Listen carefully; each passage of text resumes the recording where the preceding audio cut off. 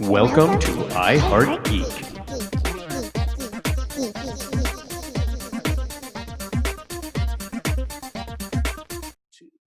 And welcome to another episode of I Heart Geek. And below me and to my left, I guess, we have Blythe here, who is doing his best to do that weird animation that like syncs and it's not quite right. See, he keeps going even when I stop talking. He just doesn't catch it fast enough. It's Japanese. Are we doing this all day? Overdub. Badly dubbed Godzilla movies. Hold on. You killed my teacher. Prepare to die. No, nothing? And that's about right. That was there perfect. you go. I knew exactly what he said. badly dubbed Godzilla movies. Your name is dubbed for a reason. I don't know what to think about all that. That was so Nice. meta. Sad. Flies. That was meta, dude. Awesome. So today's show was brought to you by the show on cable called Hoarders, who want to remind you when to say when. I love that show. I love that show so much. Oh, that show makes me clean my house Oh, it's one of my favorite every shows in time. the entire world. Why? I love it. It's just so good. Does it? Do you relate to it, or is No, it just? I I like to just- watch people being train wrecks. Yeah, it's just come on. You people. can't look Just away. Throw your crap away. Just come Right. on. You know, You're saying this to I've- geeks. Throw your crap away. I've watched the show sporadically, and it's one of those things in my life that I actually kind of have to be careful about because I have hoarding tendencies. I wouldn't go so far as to say I've reached hoarder, but hoarding tendencies, hoarding temptations, absolutely. And I got to check myself all the time and go, whoa, do you really need that piling up over there? I have in my home, I have corners that you can do nothing in because they're piled up with a bunch of useless Okay, you are crap. And there's depressing me right now. 4 or 5 Nah. years. We will get it. Actually, I You're do want to walking that discuss line, this, Jason. I am. do want to That's what I'm discuss this. saying. but we will get to this a little bit later in the show. But this is a topic that I definitely want to hit because I think that definitely deserves a lot of attention.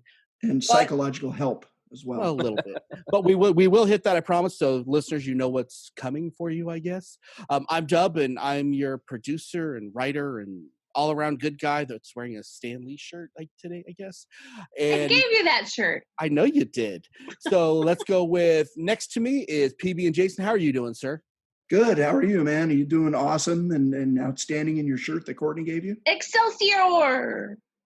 Groovy. That's I'm awesome. done. I'm No, doing no, good for I'm- 2020. How's that? Oh, I'm my doing God. good. Obviously, we're going to get into a little bit of my mind in this episode, That's a and scary how I'm place to sort be. of Right. how there's red flags that we need to address, and we'll deal with those. The mind is a terrible thing to taste. That's what Iron Maiden, I think, told us. No, Hannibal Lecter. No, it was somebody else. It was a metal band that had that. The mind is a terrible thing. Who was that?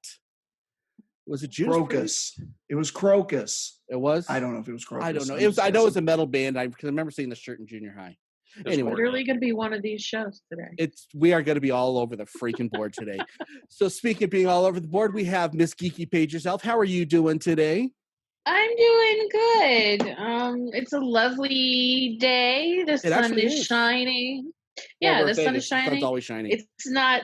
It's true. That's true. We have But an it's all not- Vegas panel today. So yeah. It's not god awful hot like it has been. It's only 90. So We are Yeah, on it's, a getting, cool it's Yay. actually getting nice. It's getting, especially in the evening. It's Mhm. getting Yeah. lovely. so woohoo! Groovy. And finally, we have Mr. Blythe. How are you doing, sir? What's new in your life? Doing pretty good. Not too much is new. Been working on that Patreon video that you so eloquently deadlined gave me you. a release date for last week. So hopefully I can get that done this weekend and show it to you guys because I'm real excited about it. Okay, groovy. Cool Oh, beaner. man. Okay, so today we are discussing, we're geeks and we collect stuff, and that is kind of, I guess, part of the whole package to be a geek is you collect stuff. I don't know why that is, but maybe we'll hit some of those answers today. To me, that's when I discovered I was a geek, when I discovered I like collecting stuff. And I also discovered I'm a little bit OCD because I have to have a complete collection of anything that I start, which is not a healthy thing. But again, we'll get into that part later. So I want to ask you guys, what is the first thing that you remember collecting? Let's start with Courtney on this one. And ooh, that look First says thing she I does not remember. collecting. Yeah, Gosh, I don't know. that's no fun. The toes of her victims. The skulls of her enemies. No, that was at least the third or fourth thing That's I the third or started fourth. collecting. The first thing you remember, how's that? I guess I'm gonna say porcelain dolls, but Really? it wasn't really an intentional collection thing. Mhm. But that's how they all start. Because well, my grandma used to give me one for my birthday and for Christmas every year. Mm-hmm. Until I got too old. But she would, like clockwork, I knew I was gonna get a doll of some sort, Mm-hmm. either from Christmas or my birthday. They're both those days are pretty close together, so that's why it was either or.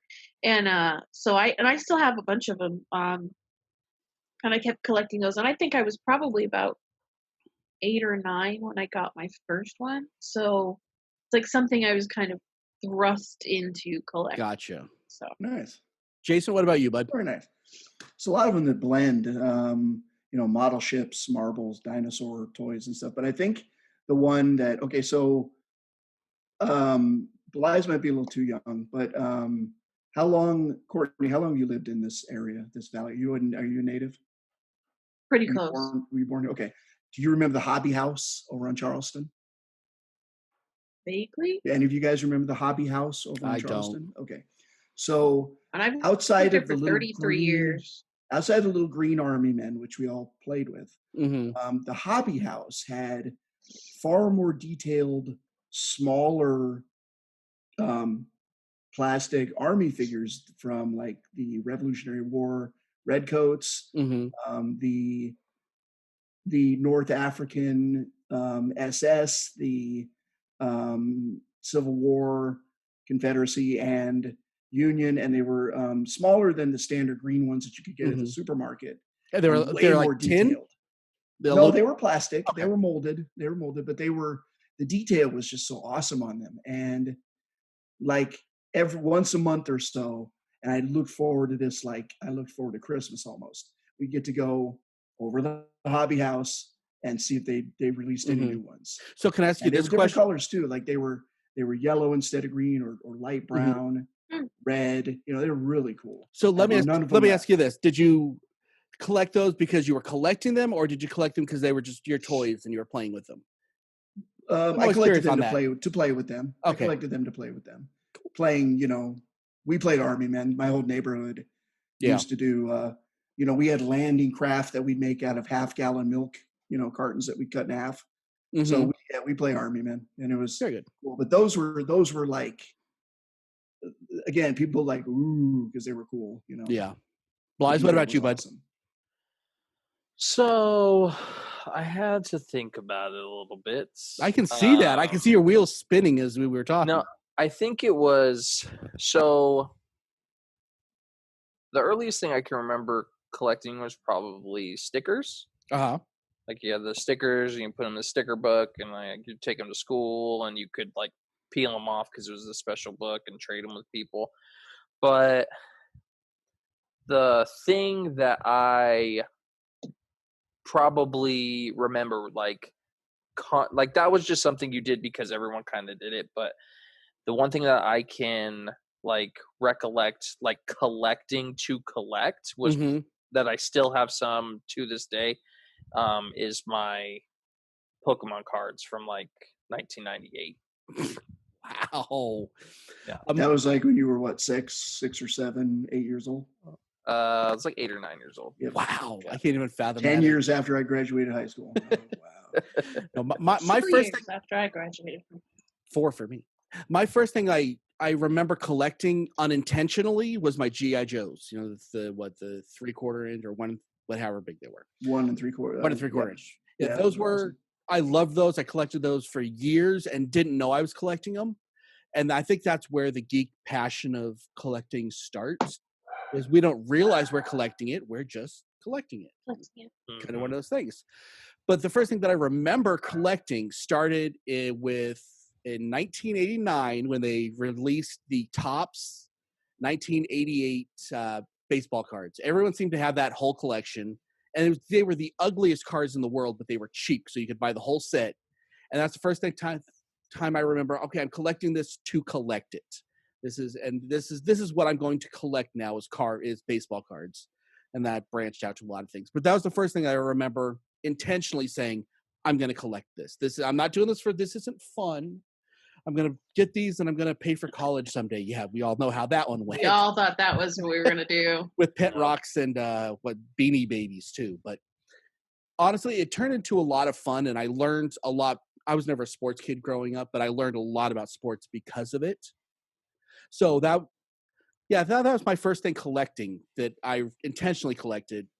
But I say the geek in me says that we all collected with stuff because we enjoyed playing with it and we wanted more of it.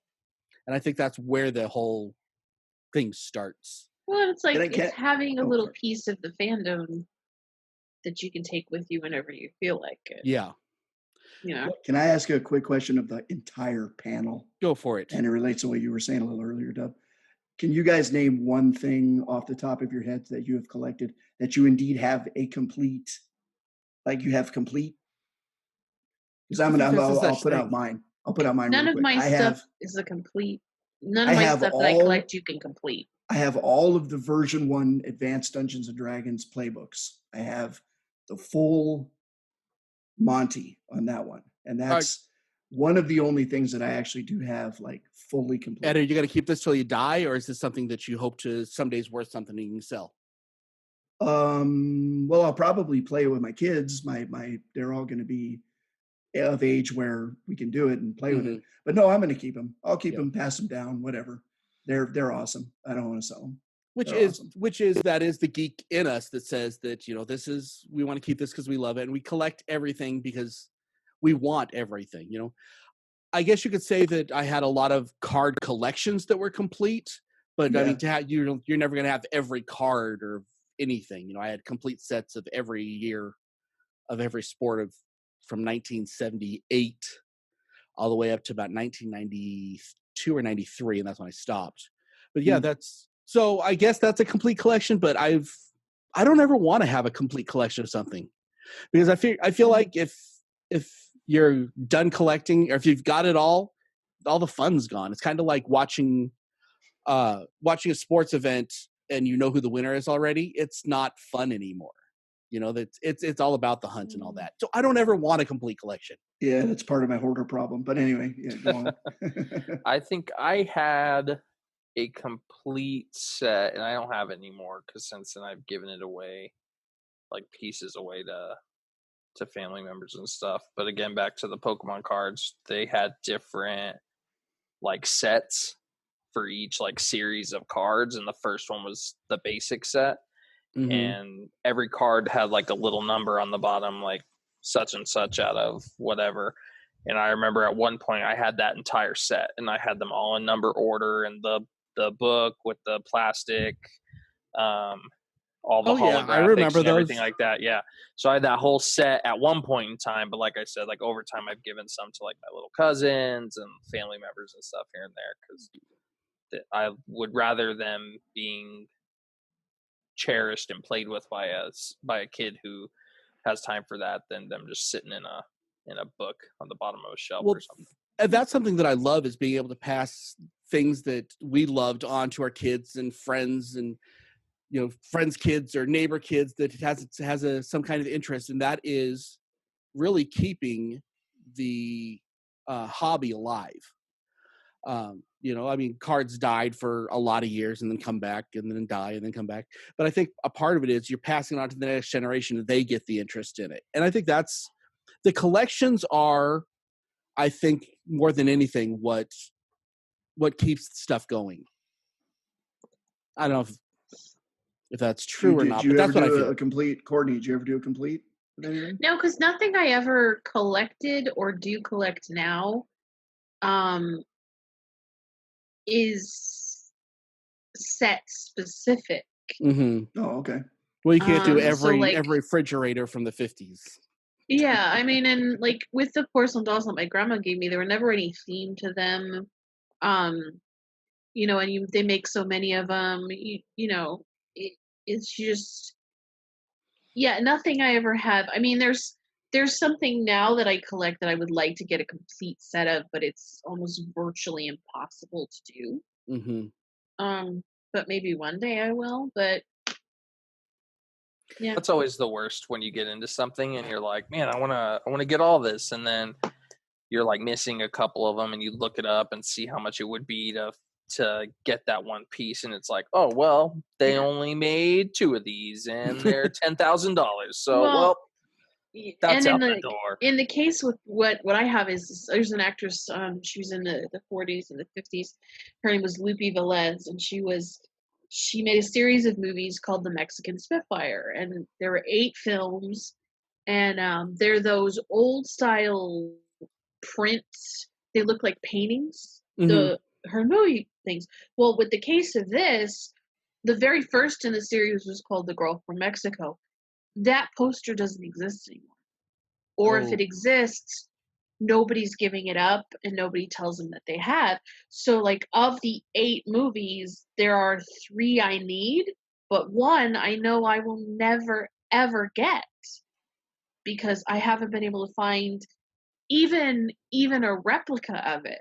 I've never been able to find. I know it existed because I've seen it, but I just don't have no one seems to have one ever. So I know, like, I may get the other 2 that I need to complete my 8 movie posters that she has, but I know I'll never ever be able to get that first one. Yeah. Wow. And it's just because it's actually, I think they're from like the 30s. I think it was like 39, 38, 39. That, and so in those cases, a lot of times collecting movie posters is kind of a newer hobby. So that's why some of them are hard to find, because they would just throw them out. Yeah, that's the kind of thing that turns some people into, like, you know, mini storage auction regulars and garage sale regulars and stuff like that. But I've never even. That's where you're gonna happen upon that kind of stuff. Never even seen one in auctions at auction houses. I don't even know if any of them exist. I managed years ago to find a small lobby card, which is only this big, from that film. So I'm like, this will be my. That's your that's what I'll do. So yeah, I mean, that's that way I can kind of sort of have. Once I get the other 2, I can kind of sort of. But like some of them, there's abundance of them, and the other ones they just don't exist. And like with these, one that I managed to find, it's in terrible condition. Gotcha. Like it has holes in it, other stuff, but I still am like, God, because I love her, so it's like, there's a connection. So I got a question for y'all. For you to be interested in going and looking at someone's collection of X, what is it that you want to be looking at, and what do you think that makes it cool and worth your while to just be excited about someone else's collection? I pick whatever you want. I mean, what would you want to go see if someone says, I have a collection of, and I'll say mine, one that I'd love to see is, you know, I have this fantastic Doctor Who collection. Awesome. I want to see stuff that you don't see out of the new ones. I want to see the old, any memorabilia from the old series. You know, some of the new stuff is fine, but I want to see some of that old stuff that you just don't see. So I guess rarity is a big one for me with collections. If someone shows me a collection of stuff that I just get like, oh. And the other thing that I look forward to on anybody's collection on anything is how well kept of stuff. Like someone has a guitar collection, and you know, there's a beautiful Taylor that is just immaculate, and I just have to touch it, play because it is so beautiful. So how well things are taken care of. Those are the things for me, looking at someone else's collection and being envious of their collection. What do you guys? What would impress you to go see in someone's collection? Let's start with Bly's, because your wheels are spinning the fastest right now. You can see his eyeballs. So, mine is a big one for, I know, all of us and the community that we're in, and that's comic books. And what I want to see in someone who says they have like an awesome comic book collection, I don't care about the size of it. You can have 6,000 comic books, but the thing that draws my attention to a comic book collection is their key issues and like the old stuff, like the first appearance of Batman, or the first appearance of just some of your favorite characters. And it's kind of like what Courtney was just saying with the poster that she's looking for. Because some of our favorite characters were introduced so long ago, that comic books weren't what they are today. They were just a run of 6,000. they just were pieces of paper to keep kids reading something, and it wasn't that big of a deal. So that's why when I think a lot of what drives people to collect comic books is that whole thing of like, oh, this may be worth something one day, because they see that Superman or Action Comics #1, the first appearance of Superman, sold for $2.4 million. Well, no, the first appearance of Superman sold for $2.4 million because it's a freaking anomaly that book is still alive in this era. I think there's 6 of them total. Yeah. And if it's in any kind of good condition, like, it means that comic book was put in between like 2 harder books in a trunk that was in a climate controlled place. Like it's just, like I said, an anomaly that some of these books have survived as long as they did. And I think that's what draws me to seek out and look at different comic book collections, is just to see those moments in time that have really affected like our geekdom today. Can I throw an addendum onto, if I'm looking at a comic book collection, just because they made me think of it, a big thing for me, and I don't know if it is for you guys, is the way things are displayed. I want to see the way that, if you have a cool comic collection, that's great, and you can't touch them, blah blah. We get that, but I want to see how stuff is displayed. I like to see your creativity come into your collection. Yeah. So it's not just about the collection, it's about your creativity as well. And that's what that really, with a comic series or statues or whatever, that impresses me. Just that really cool display. Jason, what about you, bud? Like we had talked about, I'm actually fascinated by full complete collections. Whether it's something that wouldn't particularly interest me, like a plate collection, which would be, still would be interesting because it's complete. You want to see this complete set of plates from yada yada. That's like, yeah, of course I want to. But when it's something I am into, if someone's like, I have every Atari 2600 cartridge, do you want to see them? I am like, yes, I want to see them. Can I play with them? That's the question. Actually, Probably not necessarily. Just being able to see them is enough for me to, if someone, I have every first edition Transformer, when they came out, and I have them in boxes or I have them on a display shelf or whatever. The display doesn't mean as much to me as wow, you have a complete set of the Masters of the Universe, or first series Magic game cards, or the second edition of D&D books, which was something I was working on for a while to try to get complete. And I have a lot of them, but I don't have the full deal. Now, I have actually a lot of trouble understanding that, because for me, if I get something complete, I think it's amazing for me, and it's because it's something in my brain that I have to have. However, I don't care about anybody else's complete collection. It doesn't impress. I don't know why, but I'm like, oh, okay, great. Well, good for you. And that's not being a butt. That's just, it doesn't. No, it's my hoarding instinct. It is. But the hoarding instinct, should that be for you and not for everybody? I'd say I'm kind of learning right here. No, because I see it and then I admire that they hunted until they completely gathered, and thus I get inspired and sometimes ask questions. Where did you go to complete this? How did you manage to get an ET 2600 cartridge when they were all buried in a landfill? They went to the dump. Things like that. They went digging. Stuff like that. So I admire because it's the hunt thing for me, and we'll talk about that a little more later. Fair enough. I'm the hunt, and then when you get it, it's kind of like, you're the gatherer. I have it. It's all gotten. And then you're bored. That letdown. What about you? But admiring someone else's hunt is awesome. Very good. Courtney? I think if there's some sort of significance to the item that they want to show me, that's why I love museums. Because like if somebody says, well, I have one of the last 3 remaining pairs of the ruby slippers, do you want to see them? Yeah, I do want to see them. Rarity, yeah, but not even that. It's like the significance of the item as well. Like when my parents lived in DC, one of my favorite places to go is the American History Museum, because they have all of these things that are of some important, whether it be cultural, social, economic, whatever, importance of America in a way. Mhm.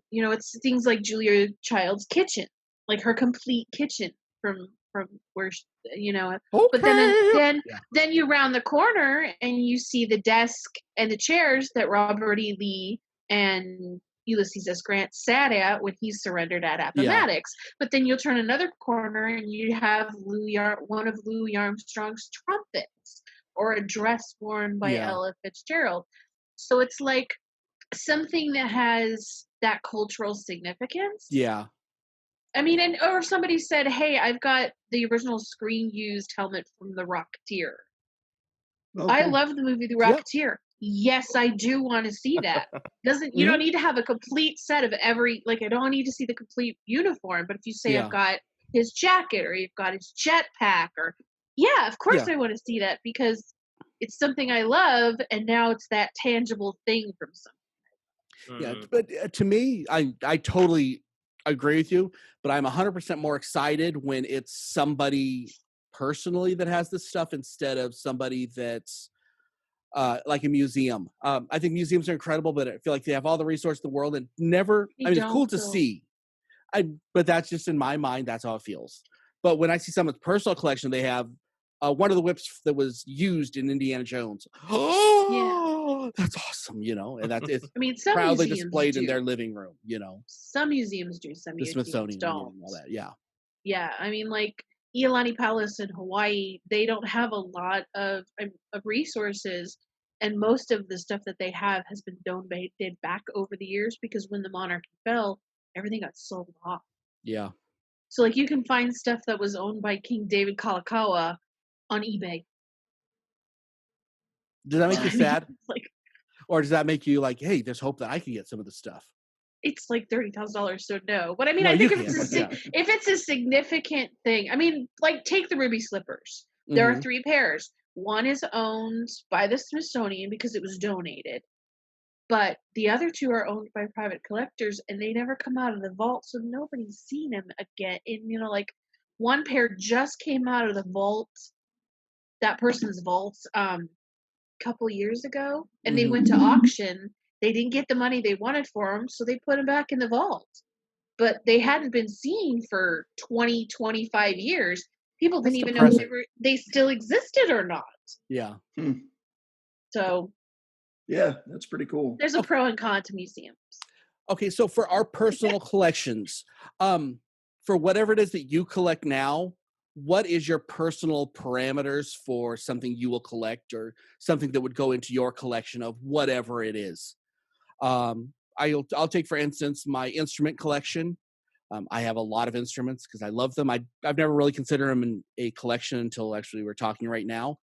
But I mean, to be in my collection of instruments that had to get something new, it has to be either really vintage, sound really good, or have a sentimental value. That's my parameters for anything to go into my um, collection, if that Hmm. makes sense. What about Yeah. y'all? I've never given that much thought, to be honest. It's more, is it cool? Is it not? And that's kind of been the extent of it for me, to be honest. And then, again, I like the idea of, take for instance, the Guide to the Marvel Superheroes Volume 2, Mm-hmm. which were pullouts. They weren't like the first ones, which were kind of comic format. Volume 2s were like pullouts, and you could put them in a 3-ring binder. And I thought, okay, this is pretty cool, and I will get into this if I can get them all eventually. And took me a long time to get the last one, but I did. And because I thought they were cool, that was the initial parameter. If I'm not interested in it, I can admire it, but it doesn't, inspire any kind of, um, grab the spear and start hunting kind of Very good. feelings. Blythe, what about you? Because I know you have a collection of a lot of things. So what makes your collection? So it used to just be whatever I was like super into at the time. Like when I like first started collecting comic books and like Marvel stuff, it I went crazy with it. Like I had a pull box that was like $200 every week, and I remember those days. yeah, Yep. and just I would buy, like I tried to find it here because I know it's sitting around here somewhere, but there are these things called Tokidoki, like Marvel Tokidoki, like they're zipper pulls, and they're just like these little figures, and they come in those blind boxes where you can't see what the character is when you're opening it. Well, I have the whole set. And I don't want to tell you guys how much money I spent on this set because I just was buying But you kind of do, yeah. freaking blind boxes. I have the Captain America Tokidoki hoodie. Yeah, see? So I used to go gangbusters on all of it, but now it's more refined. Yeah, well, now I have a kid. This was pre-Terra, so I kind of had to rein it in a bit. So now I have Loot Crate for a bit, so they would send me my like monthly fix of cool geek stuff. And then as far as comic book goes, I don't collect comic books anymore unless they're like the issues that are behind me here and they're key issues. Kind of like what I had said earlier about like that's what draws me to a collection is those moments in comic book history. Every comic book that's on the wall behind me is some form of key issue, whether it be a significant event or a character's first appearance. So that's kind of where my standards are now, is that something super cool that I really like want to get my hands on, or like if I'm looking for a comic book, like it's gotta be a significant comic book. Courtney, what about you? I collect movie posters, like we said. Yeah. And this is the one I think is the best way of looking at it. A lot of people collect movie posters because they collect the posters that they know will increase in value and they know they can get a lot of money for. So like people want things like Dracula and the original 3-sheet King Kong. I collect movie posters if it's one, it looks really cool, because I have some that the first 3 posters I ever bought are movies I've never seen before. Yeah. But they're these beautiful full color illustration 1930s westerns. And then of course, but sometimes if it's the value, of course, like the cost of it is a big thing. It's like, how much am I willing to spend on this particular kind of poster? If I get lucky and I find ones that coalesce with my interests, like I have a Vertigo poster because I love Alfred Hitchcock and I love Jimmy Stewart.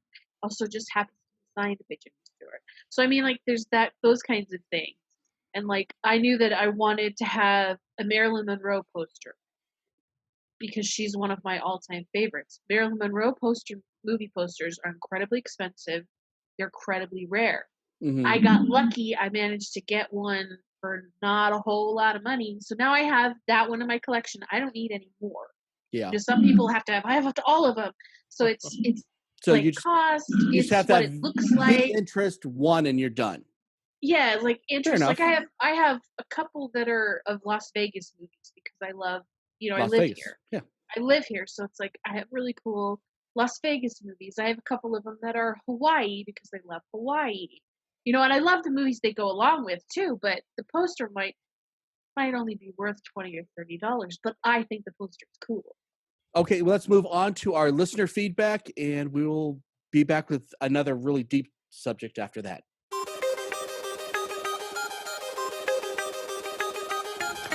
And now, let's see what all of our geek rock stars have to say.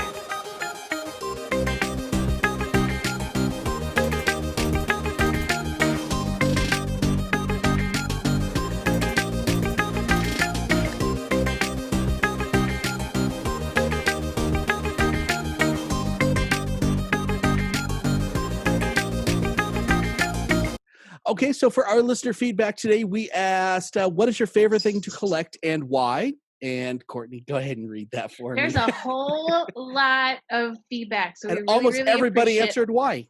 There's only a couple of you. Actually, I think there's only one who didn't. It probably helped that I reminded you via the Backstreet Boys. Tell me why.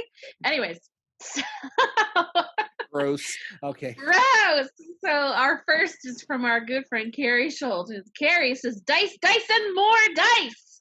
She says she likes having them for TTRPGs and thinks they're pretty and they bring her joy. And that is the most important thing, is whatever you collect should bring you joy. Mm-hmm. Yep, Kimberly dinosaur amazing. Romaine says, "Con stop.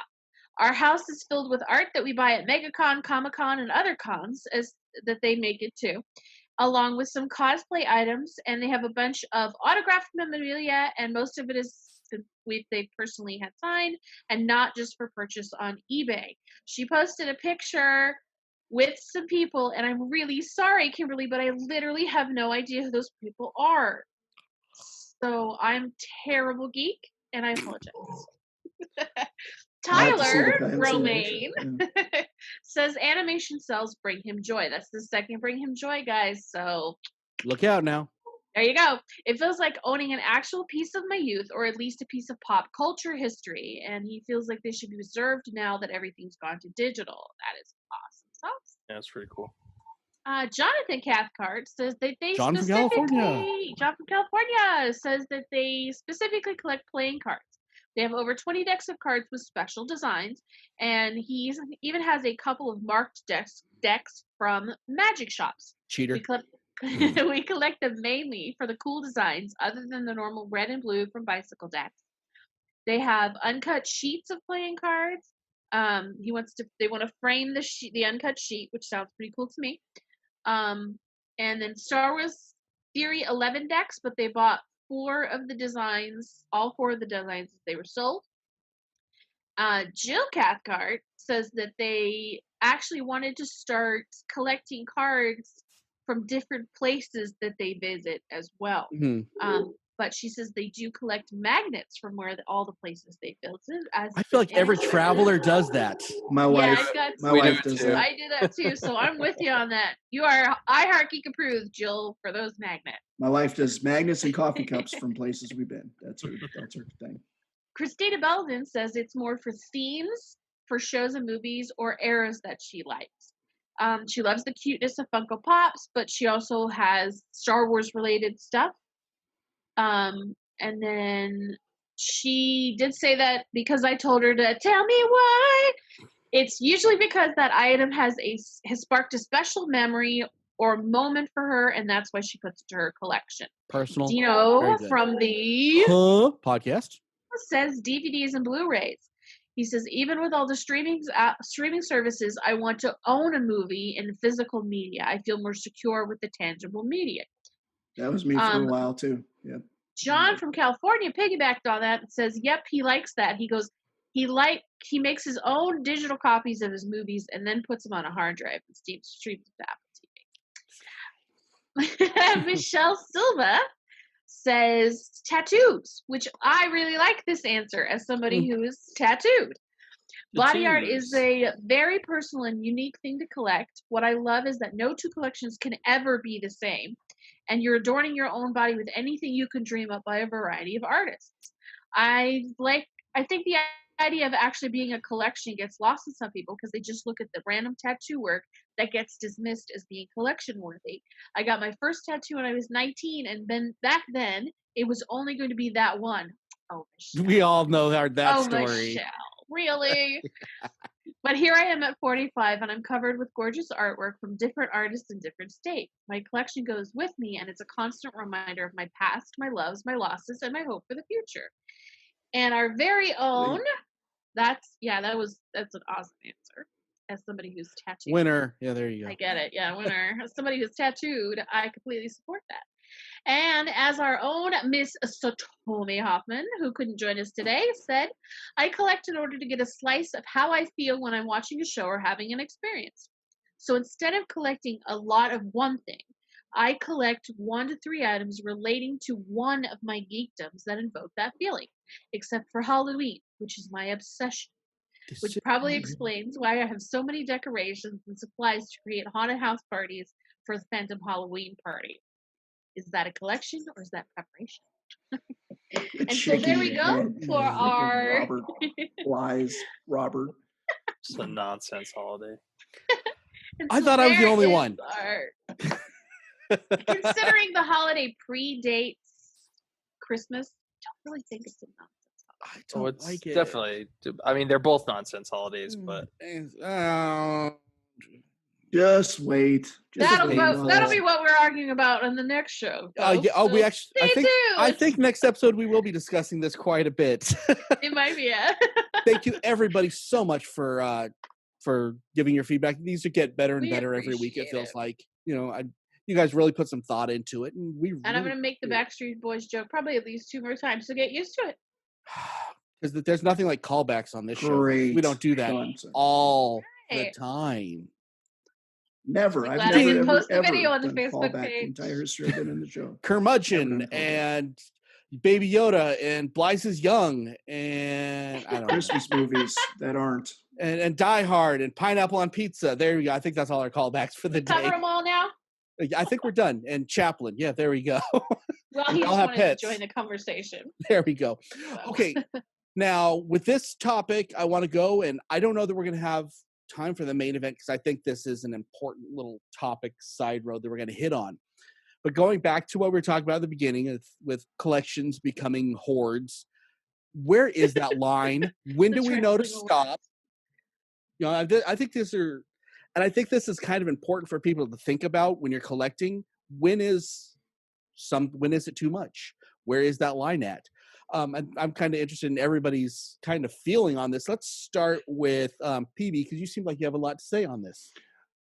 Yeah, because I know that in the people that can't control it or it is a definite problem, it is actually like an addiction. It's absolutely akin to an addiction.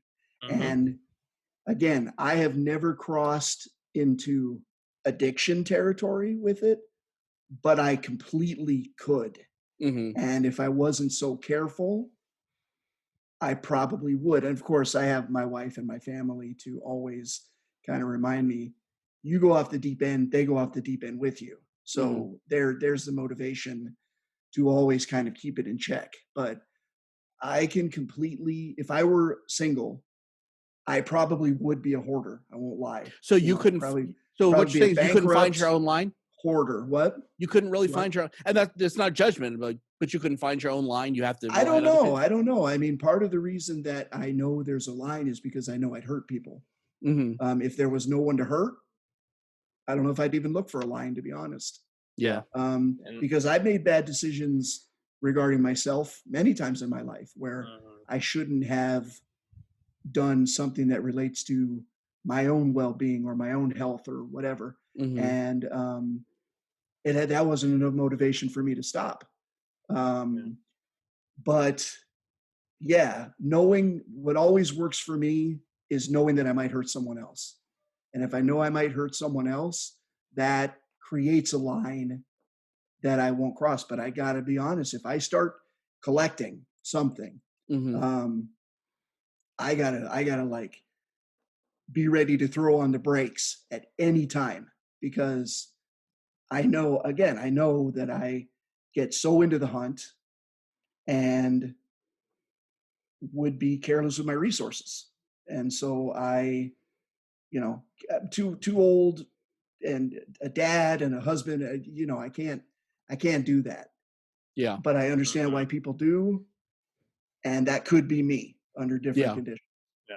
What about you, Blythe? Where do you think that line is? Or where do you know where that line is? I mean, I think PB definitely hit it on the head, and that line is when it hurts you or it hurts people around you, and the people that you love. That's why a lot of people they fall into an addictive personality because it makes you feel good.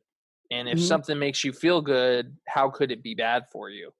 But we all love collecting the things that we collect and doing the things that we do. And you want those good feelings to continue. So some people have a harder time shutting off that valve of happiness because they want it to continue to come to them. And I think if you don't have people around you that are honest enough to be like, hey, time to dial it back a bit, or that you know that you need to dial it back a bit because you're not able to pay for this month's bill, or you're not able to get food or whatever, that's when you've crossed the line. Wow, these are some extreme cases. Right, and dark. Before I give it to Courtney, I'm going to throw mine out real quick. And as far as collections go, if the second I don't have room anymore, it's time to stop. Mm-hmm. I will set up, if I'm going to collect something, I will set up a space for it. If I can no longer fit stuff in it, guess what? You got to be done, or you got to sell part of it and to get other stuff. That's, for me, I think that's a smart guideline for some people. I'm not saying that's the wisest thing for everybody, but that might work for some people, depending on what it is you're collecting and all that. I'm just trying to throw out some helpful hints to people that, and maybe you realize that you have a problem, maybe you don't. That's, you got to talk to your family, you got to talk to your friends, you got to really be open to it. You can't, here's the thing. You watch a hoarder show. Let me offer one thing in that what you just said. I can offer one bit of advice to people that question whether or not they have the problems.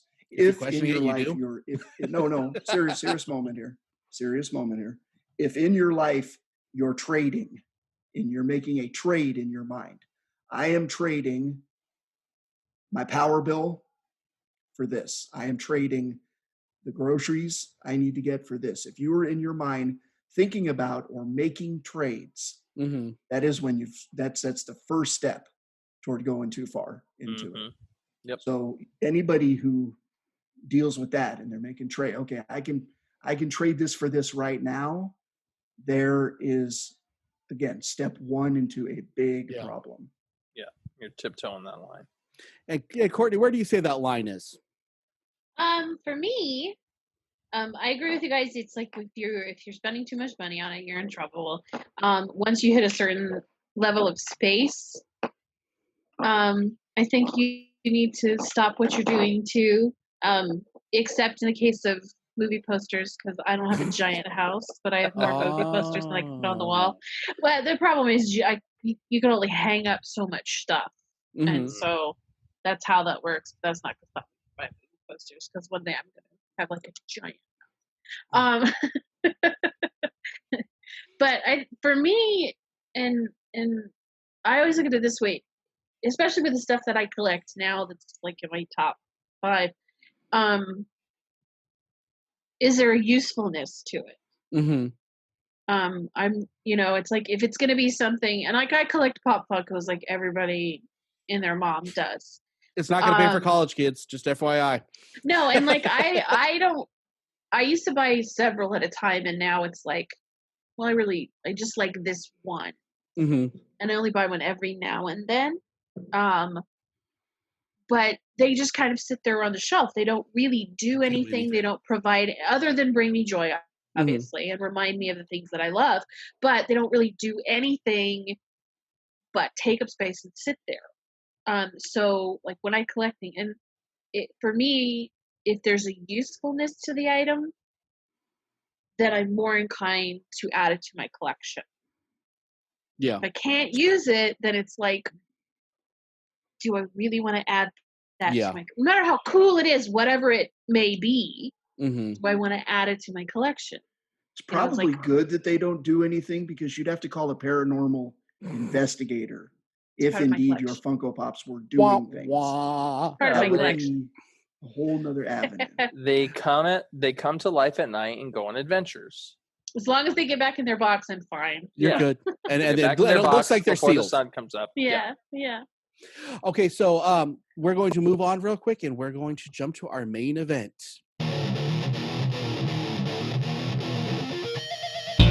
Now it's time for the main event.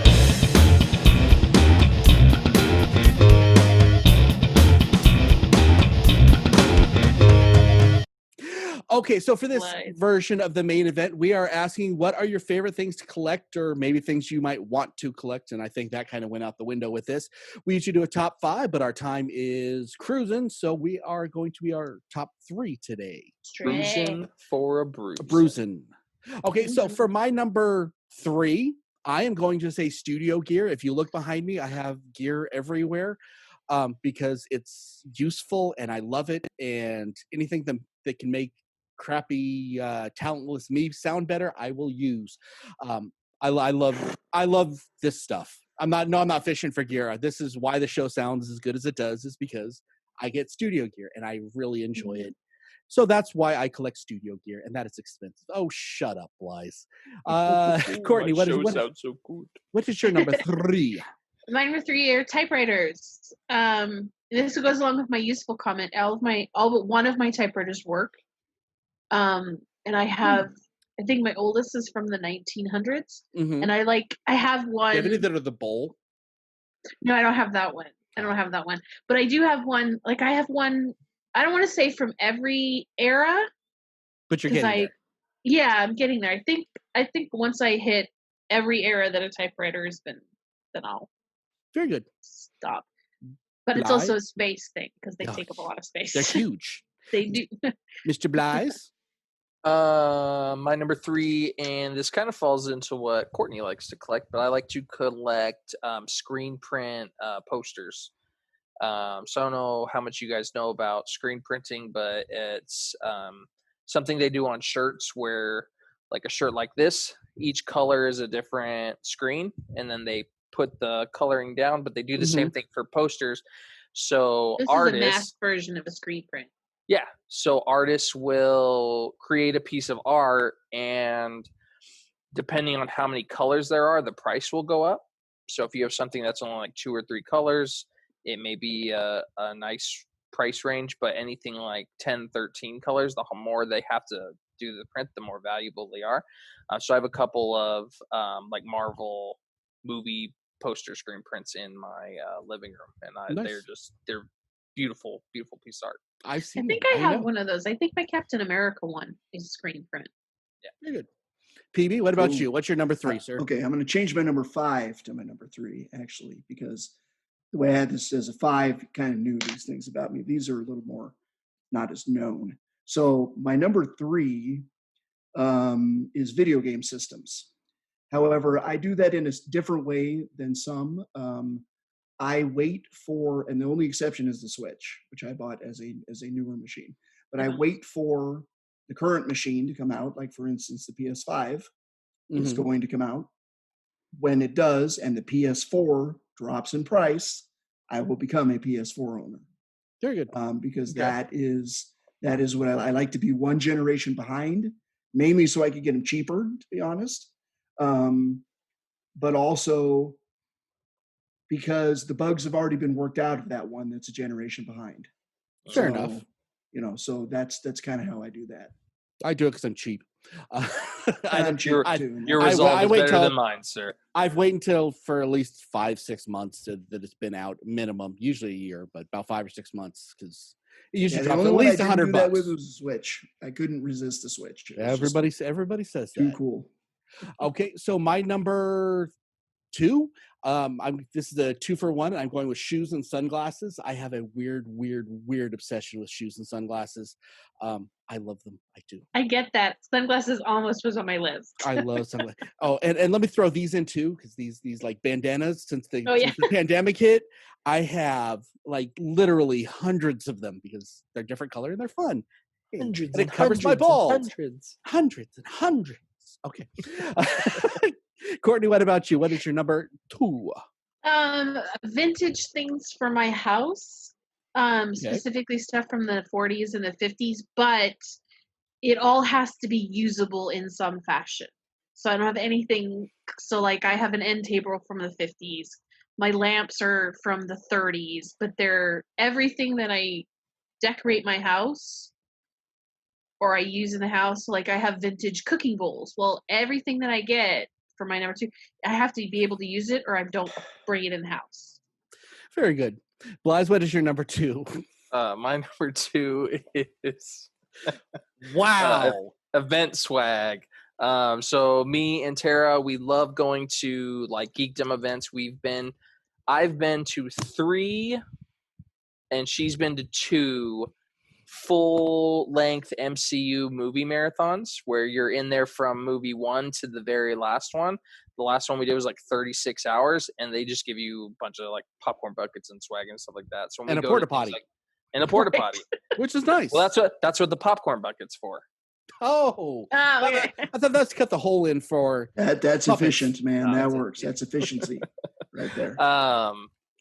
But yeah, when we go to those types of events, I like to keep at least some of the swag from that. Well, They're I love that because it is personal and it's a memory. It's not because it's worth anything, because it's not, but it's that personal moment. I like that.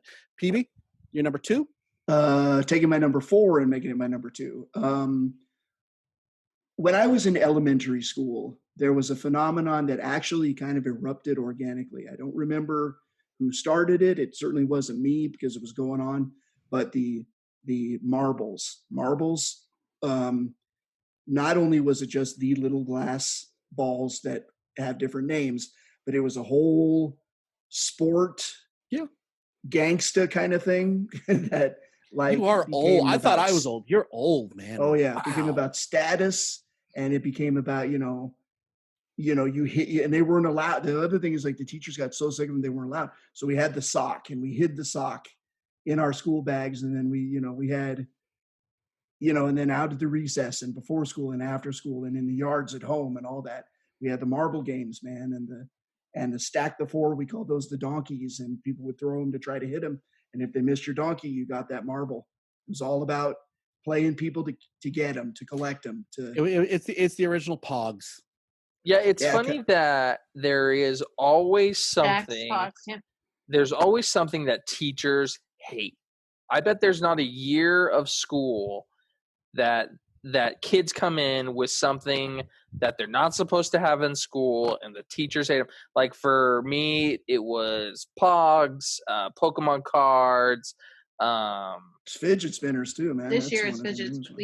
Right now fidget spinners I'm sure was a crazy thing. It's just there's always that one. There's always that thing. Yeah, fair enough.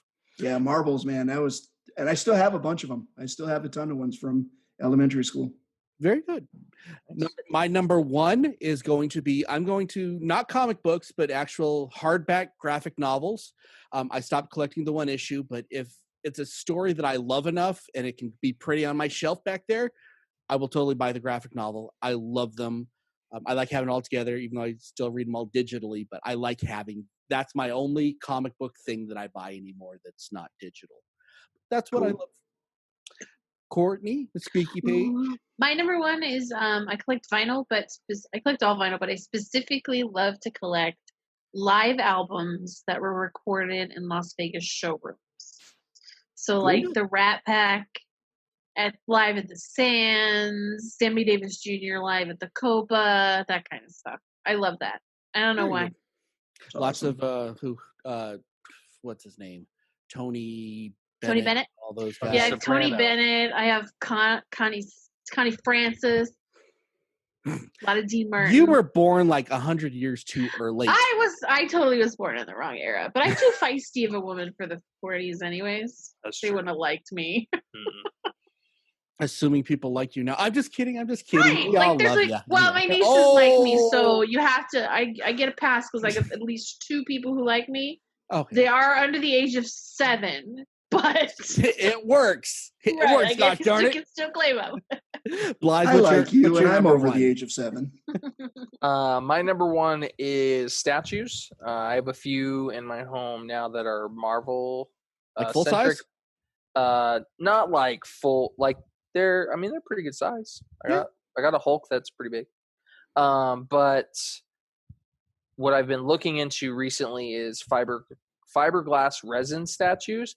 That are absolutely gorgeous, but they're way too expensive, and I'll be lucky if I ever get to own a single one of them because they're so beautiful. They're like museum quality, but they're like $1,000 a pop. So I don't know if I'm ready to drop that on a statue. No, you have a new baby. You can't do that. He'll be fine. You got to have that trade-off. I feed the baby, I get the statue. Nice. PB, your number. That's the line, man. The line. Your number 1, which was changed from another number. Me? No, my number 1 is my number 1. I'm actually going to keep my number 1.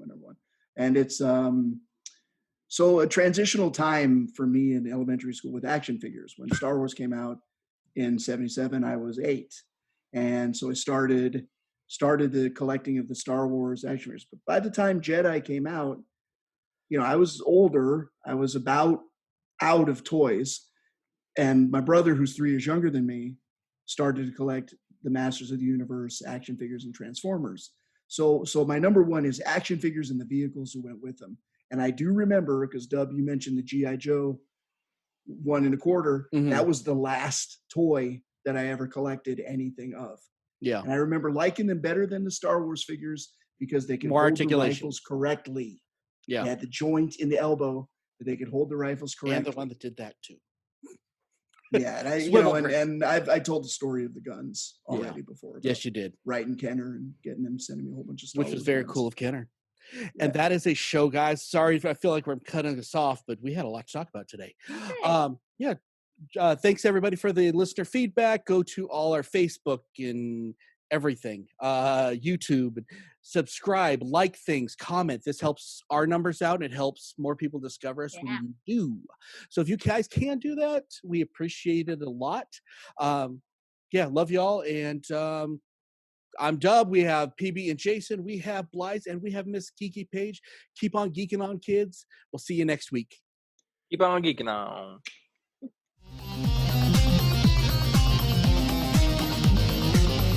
You have been listening to the latest episode of the iHeart Geek Show. Make sure you visit our website at www.iheartgeekshow.com. Make sure to follow us on Instagram, Twitter, and Facebook. And if you check us out on YouTube, make sure to like, comment, and subscribe. And keep on geeking on to all of you geek rock stars.